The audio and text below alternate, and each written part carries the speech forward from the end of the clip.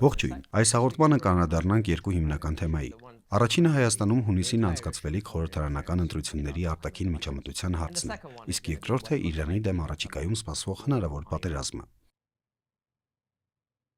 Նախքան բուն թեմային անցնելը թույլ տվեք ասել, որ սկզբունքորեն դեմ եմ որևէ երկրի ընտրություններին ցանկացած արտաքին միջամտության, հատկապես մեր երկրի, բայց մենք միևնույն ժամանակ չպետք է միամիտ լինենք։ Իրականում որևէ երկրի ընտրություններում գրեթե միշտ այլ երկրի կողմից միջամտություն լինում է, եթե դրանք փաստացի իրական ընտրություններ են եւ ոչ թե ձևական։ Հայաստանի ընտրությունների դեպքում կանրադառնանք արտաքին միջամտության 4 աղբյուրի։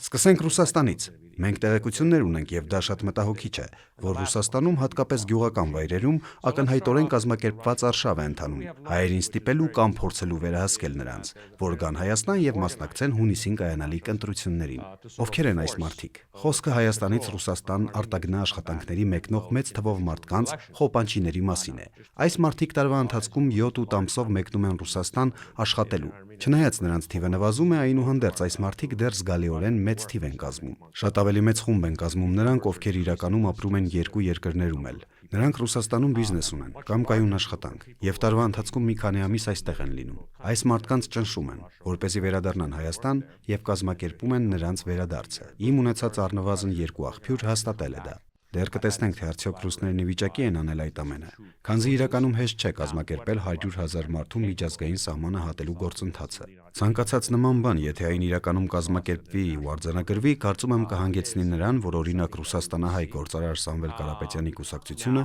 կարգելվի մասնակցել ընտրություններին, քանի որ հավանաբար այդ մարդկանց ստիպելու են Ռուսաստանից գալ Հայաստան եւ քվեարկել նրա օգտին։ Կան գործնական քայլեր, որ կարող ենք ձեռնարկել դա կանխելու համար։ Առաջին, թույլ չտալ, որ ընտրողները բջջային հեռախոսներ տանեն իրենց հետ ընտրատեղամաս ու քվեախցիկ, քանի որ քվեարկության այս օղակում միշտ էլ խարդախություն է տեղի ունենում։ Գիտենք, մարդիկ ազատ են իրենց ընտրությունում, բայց նրանցից պահանջվում է լուսանկարել իրենց քվեաթերթիկը նախքան այն քվեատուփը գցելը։ Այնպես որ կան ընթացակարգային բաներ, որ կարող ենք անել դա կանխելու համար։ Բայց այդ մարդկանց Ռուսաստանից Հայաստան բերելն ակնհայտորեն շատ ավելի մասշտաբային գործընթացի մաս է։ Իրականում դրա մասին հրապարակումներ կան ռուսական լրատվամիջոցներում։ Գաղտնիք չէ, որ Ռուսաստանը մտադիր է ավելի քան $100 միլիոն ծախսել այս ընտրությունների վրա ազդելու փորձերի վրա։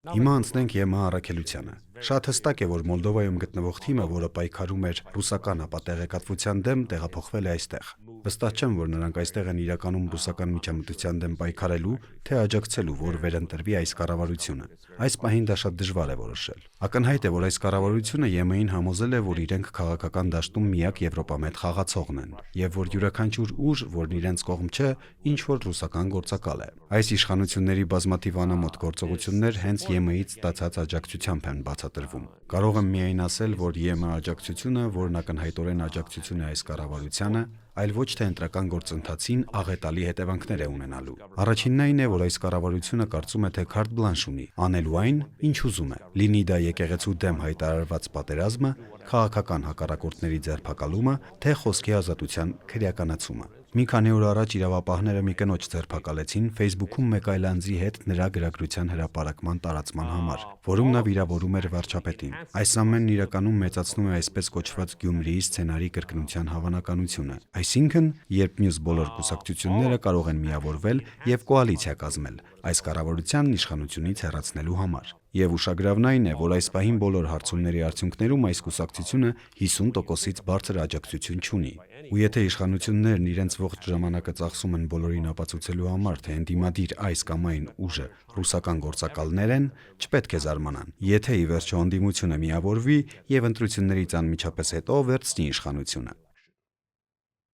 Անցնենք ԱՄՆ-ին։ Ակնհայտ էր, որ փոխնախագահ Ջի Վենսը Հայաստան այցելելով փաստացի իր աջակցությունն էր հայտնում Նիկոլ Փաշինյանին նախընտրական այս շրջանում։ Նա գրեթե այդպես էլ արեց։ Ակնհայտ է նաև, որ ԱՄՆ-ն գրեթե ամեն ինչ կանի այս կառավարությանը վերընտրվելու հարցում օգնելու համար, ինչն այդքան էլ վատ չէ, քանի որ այդ գործընթացի շրջանակում մենք որպես երկիր կարող ենք իրականում որոշակի օգուտ ստանալ։ Եթե ԱՄՆ-ում մտածեն, որ դա կօգնի Հայաստանի իշխանություններին, լինի դա զենքի ավելի շատ վաճառք կամ Բաքվում պահվող գերիների ազատ արձակում, ինչ էլ որ լինի։ Բայց մենք պետք է հստակ լինենք այս հարցում։ Սա այլ բան հնարավոր չէ անվանել, քան արտաքին միջամտություն։ Կարծում եմ, ինչպես ԵՄ-ի դեպքում շատ հստակ է, որ այս կառավարությունն ԱՄՆ-ին եւս համոզել է, որ քաղաքական դաշտում իրենք միակ խաղացողն են, եւ որ այս երկրի մյուս բոլոր քաղաքական ուժերը ռուսամետ են։ Սա իրականում շատ լավ է իշխող կուսակցության համար, բայց շատ վատ է երկրի համար, քանզի դրա հետևանքով մենք կարող ենք զրկվել աշխարհի ամենակարևոր տերության աջակցությունից։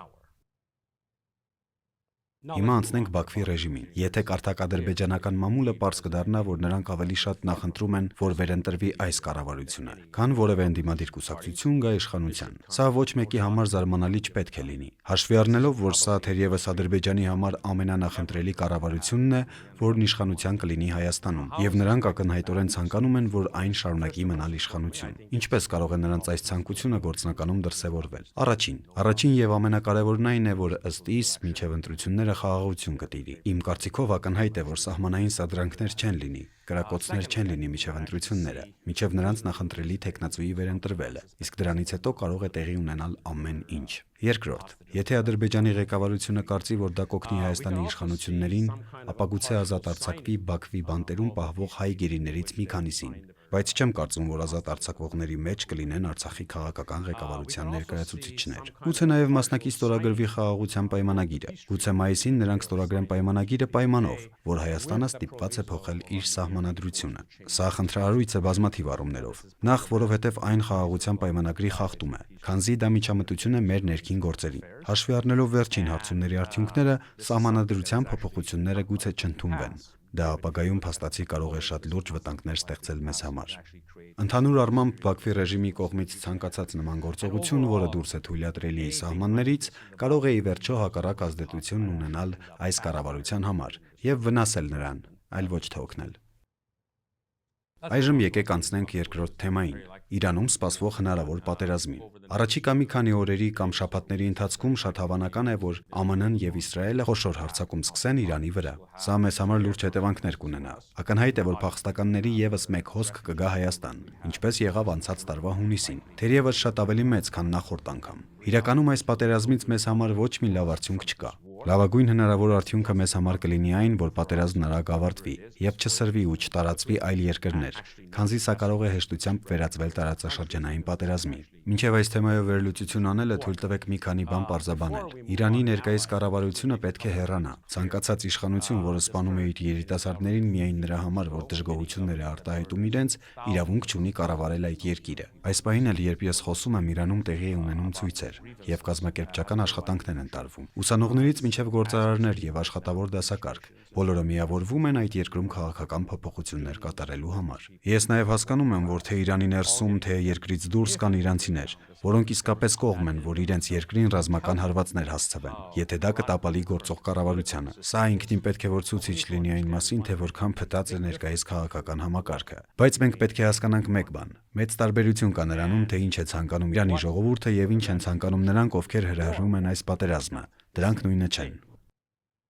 Անդրադառնալով հնարավոր պատերազմին, եկեք մի քանի բան հասկանանք։ Իրանի վրա հարձակման համար բացարձակապես ոչ մի իրավական կամ բարոյական հիմք չկա։ Այն իրականում ոչնչով չի տարբերվի Ուկրաինա-Ռուսաստանի ներխուժումից։ Այսպես կոչված բանակցությունները, որոնք անցկացվում են, իրականում այնպես են կազմակերպված, որ ձախողվեն եւ հանգեցնեն պատերազմի, քանզի եթե հիմնվենք մեր ունեցած տեղեկությունների վրա, նրանք Իրանից պահանջում են այնպիսի բաներ, որոնք ոչ մի օրինական երկիր չի ընդունի։ Իրանից պահանջում են ոչ միայն հրաժարվել քաղաքացիական նպատակներով միջուկային էներգիա ստեղծելու իր օրինական իրավունքներից, այլև ըստ էության գնալ միակողմանի զինաթափման, երբ խոսքը վերաբերում է հրթիռային ծրագիրը սահմանափակելուն, ինչը նրանց պաշտպանվելու միակ միջոցն է։ Հիմա եկեք հասկանանք, թե ում պատերազմն է սա։ Այս պատերազմը կազմակերպել եւ հրահրում է մեկ մարդ՝ Իսրայելի վարչապետ Բենյամին Նեթանյահուն, որն իրականում 30 տարի շարունակ հրահրում է այս պատերազմը։ Եվ նա վերջապես գտել է ԱՄՆ-ի մի նախագահի, որը կամ բավական միամիտ է, կամ որին հնարավոր է շանտաժի ենթարկել, որպեսզի նրա Նեթանյահուի փոխարեն վարի այս պատերազմը։ Իսկ ո՞րն է այս պատերազմի իրական նպատակը։ Այն ըստ էության ոչ թե այս կառավարության, այլ իրանցի ժողովրդի իրանական պետության կարողությունները ոչնչացնելն է։ Ռեժիմի փոփոխությունը լավագույն դեպքում երկրորդական նպատակ է։ Ամենից քիչը, որ Բիբին եւ նրա ընկերները կցանկանային տեսնել, արևմտամետ ժողովրդավարական Իրանն է։ Նրանք նախընտրում են այնպիսի Իրան, որը կդառնա հսկայական Սիրիա, որը կարող է ռմբակոծել եւ ահաբեկել, ինչպես Իսրայելի մյուս բոլոր հարևան երկրներին։ Սա տեղի է ունենում հիմնականում մեկ պատճառով։ Իրանը իր բոլոր սահմանափակումներով հանդերձ եւ Թուրքիան իրականում վերջին երկու երկրներն են, որոնք խոչընդոտում են Իսրայելին լիակատար գերիշխանություն սահմանելու մերձավոր արևելքում։ Ինչ վերաբերում է Թուրքիային, նրանց հերթը եւս կգա, եթե իրանցիների հարցին այնպիսի լուծում տրվի, որից Իսրայելը գոհ լինի։ Այնինչ ես քիչ առաջ ներկայացրեցի, իրականում բավական մռայլ սցենարներ էին, բայց գիտեք, պատմությունը լի է անակնկալ շրջադարձերով, եւ երբեմն իրապես սարսափելի իրավիճակները կարող են ինչ-որ դրական բանի հանգեցնել։ Իրանցի ժողովուրդը անկասկած արժանի է շատ ավելի լավ կառավարության, եւ որն ավելի կարեւոր է, արժանի է ունենալ կառավարման իր նախընտրած ձևն ընտրելու իրավունք։ Ահա թե ինչու հույս ունեմ, որ այս դեպքում իմ ցինիզմը բացարձակապես անհիմն է։ Շնորհակալություն հաղորդումը դիտելու համար։